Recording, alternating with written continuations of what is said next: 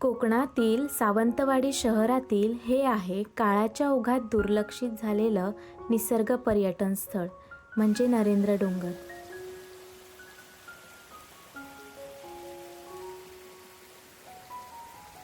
डोंगराच्या कुशीत आहे प्राचीन हनुमान मंदिर.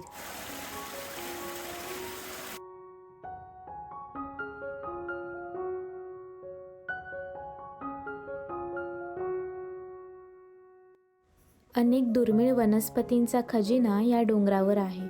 दुर्मिळ कीटक, पशुपक्षी, प्राणी अशा जैवविविधतेने हा परिसर नटलेला आहे.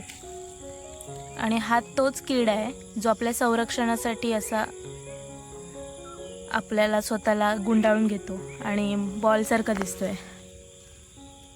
आणि हळूहळू तो असा सुटून चालायला लागतो.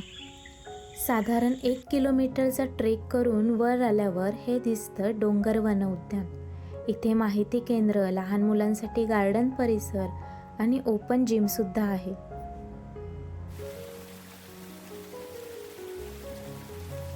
याचा सविस्तर व्हिडिओ यूट्यूबला आलाय आणि लिंक खाली आहेच.